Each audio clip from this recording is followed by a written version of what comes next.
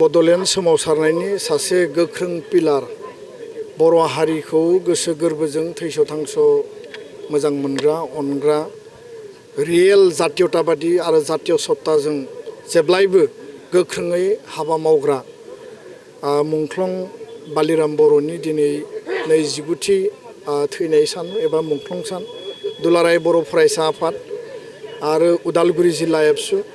हरिसिंगा दख'रा एबसु ज' हेफाजाब आरो बानजायनायाव गासै जिल्लानि दख'रानि बिबानगिरि मावथि आरो गोबां गेदेमा बिथांमोन रायजो राजानि बाहागो लानायजों हरिसिंगानि नैबे कचपारायाव देउलगुरिनि साखाथियाव थानाय बे थावनियाव मेहेरगोनाङै दिनै जोङो हाबाफारिखौ खुंफुंबाय बिथांनि गोसोखांथियाव आरो गिबियावनो आङो जोहोलाव बालिराम बर' बिथांनि सोरगोआरि जिउमानि आलो गोजोननि थाखाय इसोरनियाव आर'ज गाबदों आरो गोथाङै थानाय बर' फिसाफोरा जाहाथे बिथांनिफ्राय अराय थुलुंगा आरो बोर मोनो बेखौ आङो आनान गसाइनि खाथियाव आर'ज गाबबाय। बड'फानि जि बड'लेण्ड सोमावसारनाय आलादा रायजोनि जि सोमावसारनाय आरो बे दाबि आरो आन्दलननि जेब्लायबो आगदा आरो आगसि थाग्रा सासे गोख्रों दैदेनगिरि जोहोलाव बालिराम बर' होनना बुङोब्ला आगुनि दरं जिल्ला आरो आनडिभाइडेड जे दरं जिल्ला बा आनडिभाइडेड सनितपुर जिल्ला सानजाहा फारसे आरो एन्टायार दिनैनि जे बड'लेण्ड बा आसाम बे ओनसोलाव मिथियै रावबो गैया खिन्थु अबथिरायै बिथाङा 1996 मायथाइनि दिनैनि बे 30 मार्चआव मुंख्लं जायो आरो बे थासारिया जोंखौ जेब्लायबो दुखु होयो। बे दुखुनांथाव मोनसे थासारिमोन गाव हारिनि गेजेराव मोनसे कनफ्लिक्ट थासारिनि थाखाय गोबां दैदेनगिरिफ्रा जिउ गोमानो गोनां जादों नाथाय बियो जोंनि मोनसे लेसनबोमोन आरो बे लेसनखौ लामा हान्थिनानैनो दिनै बिएसि सुक्तिनि उनाव बिटिसि गोरोबथा जाबाय बिटिसि गोरोबथानि उनाव बिटिआर गोरोबथा जाबाय बर' हारियाव गणतान्त्रिक दुलाराय बर' फरायसा आफादनि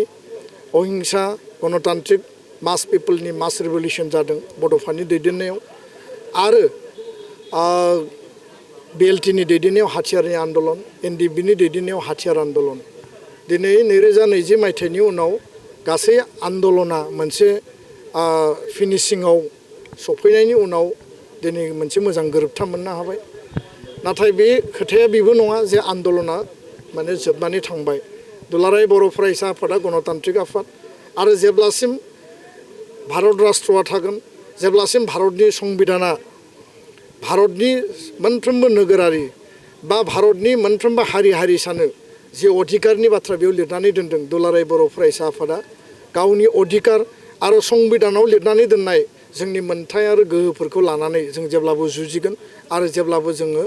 नांलांगोन आरो जेब्ला सोमावसारनांगौ जायो सोमावसारगोन जेब्ला सावरायनांगौ जों सावरायगोन जेब्ला जोङो जोंनि दाबिखौ लाखिनांगौ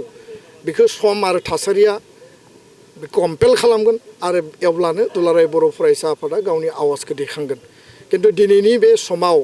जोहोलाव बालिराम बर'आ जि मोनसे जि थासारि आरो जि परिबेसाव बिथांमोना हाबा मावनो गोनां जादोंमोन जि मोनसे कनफ्लिक्टिं परिबेस आरो बेयाव जातीयताबादिनि चेतनाजों जातीय सत्ताजों हारि रैखाथिनि थाखाय हारिनि थामोन्थानि थाखाय हारिनि सार्भाइभेलनि थाखाय बिथांमोना गामि गामि थांनानै बड'फाजों मबिलाइज खालामदोंमोन बर' हारिनो जे मोनसे आलादा आबुं उदां रायजो नांगौ आरो रायजो मोननायनि गेजेरजोंसो बर' हारिया बुहुमाव गेवलांसारै थांना थागोन बे बाथ्राखौ फोजाखांनायनि खामानिखौ बिथांमोना गोख्रोङै मावदोंमोन दा बेखायनो बिथांनि मुङै दुलाराय बर' फरायसा आफादा बोसोरफ्रोमबो जोङो बिथांनि गोसोखांथियाव मुंख्लं सानाव जों हाबाफारि लायो आरो देग्लाय बोसोराव हाबाफारि लाबाय बिथांनि गोसोखांथियाव हरिसिंगा दख'रा दुलाराय बर' फरायसा आफादा उदालगुरि जिल्लानि माने हेफाजाबजों जयैनो ओनसोलनि रायजो राजानि मददजों बालिराम बर'नि मुङाव फुटबल टुर्नामेन्ट खुंनाय जायो बिथांनि मुङै बिथांनि फबनाय जायगायाव गोथार थावनिखौ साबना हामना खालामनायनि थाखाय जों गोबां समनिफ्राय नाजाबोबाय थादोंमोन आरो दिनै जोङो नैबे टंला आरो उदालगुरिनि जे साखाथि माने रडनि साखाथियाव थानाय एइउटि रडजों नांजाबनाय बे थावनियाव बालिराम बर'नि मुङै 30 लाखनि बिटिआर काउन्सिलनिफ्राय बेयाव चिल्ड्रेन पार्क बिथांनि स्टेचु आरो माखासे बेयाव बिथिंफोरखौ नोजोर बोनानै कनस्ट्राक्शननि थाखाय दिनै फाउन्डेसन ले खालामदों आरो एडिशनेलि कालचार डिपार्टमेन्ट दावबायसा बर' बिथाङा फोसावलांदों कालचार डिपार्टमेन्टनिफ्राय एनादार बेयाव फाइनान्सियेल हेल्प होनो थाखाय आरो लकेलनि 10 लाख बिथाङा होनो थाखाय बेयाव फोसावलांदों आरो लकेलनि जाय एमसिएलए दङ हरिसिंगानि सन्जय सरगियारि बिथाङाबो 5 लाखनि राङारि बेयाव बायदिसिना लुनायनि थाखाय अनसुंथाइ होनो बिथाङा फोसावलांदों थारैनो जोङो हारिनि दैदेनगिरिखौ मोजां मोनसे स्टेटास मोनसे मोजां मर्यादा आरो बिथांनि गोसोखांथियाव जुगामि खालामनो थाखाय माखासे हाबाफारिखौ मावनांगोन बिथांनि जिखिनि गाननाय जोमनाय बाहायनाय मुवा बेसादफोर दङ बिथांनि माने आंगो बिनानाव मनमति बर' जाय बड'लेण्ड सोमावसारनायनि सासे गोख्रों माने मेथाइ खनगिरिमोन आरो बिथाङा दिनैबो हारि अननायनि हारिनि बाथ्राखौ लानानै देंखो बोयो बिथाङा बे बालिराम बर'नि गासै बे मुवा बेसादफोरखौ प्रिजार्भ खालामनानै दोनदों होननानै जोंनो मिथिदों बे चिल्ड्रेन पार्कआ डेभेलप जायोब्ला जों गासैखौबो पाब्लिकनि नायनायनि थाखाय बा रायजो राजाया बुजिनायनि थाखाय जों बेयाव डिसप्ले खालामनो हागोन बालिराम बर'आ जोंनि आदर्श जों माने सोमब्ला बसुमतारिया जोंनि आदर्श आरो बड'फाया जेब्लायबो जोंनि हारिनि माने जाति फोथांनाय जाति रैखानि मोनसे आदर्श गेरेमसा माहारि दानायनि आदर्श बेखौ लानानै हाबा मावलांगोन आरो बालिराम बर' बिथांमोननि रुजुनायाव जोङो सासे नेहाद मावथि दुलाराय बर' फरायसा आफादाव जोङो बिबान लानानै खामानि मावदों बिथांमोननि आदर्शजों आगान सुरनानै हाबा मावदों आरो बेखायनो जेब्लायबो जों बिथांमोनखौ सिगां आरो गोजौआव दोननानै हारि दानायनि थाखाय जों जानजि खाफ्रानानै हाबा मावलांगोन आं बेखौनो दिनै फोरमायबाय गोजोन्थों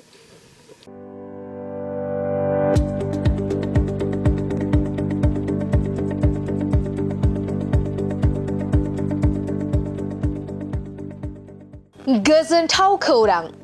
माइ सता स्कुल एबा आंनि फिसा फरायसालिया लानानै फैदों मोनसे गोजोनथाव खौरां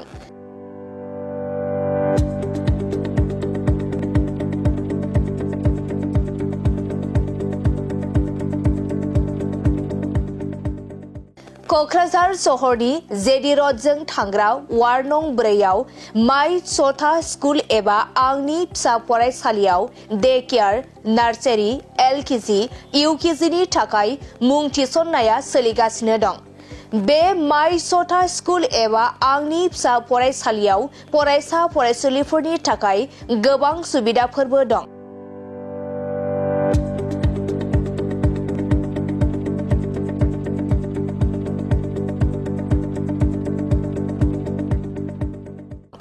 अब्ला नोंथाङा माखौथो नायबाय थाखो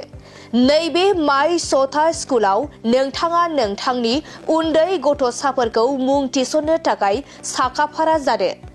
माइ सता स्कुल एबा आंनि फिसा फरायसालियाव नोंथाङा थोंजोङै खौरां लानो थाखाय 8099887781 नङाब्ला 9531281982 बे मबाइल नाम्बारनि गेजेरजों खौरां लाहरनो हागोन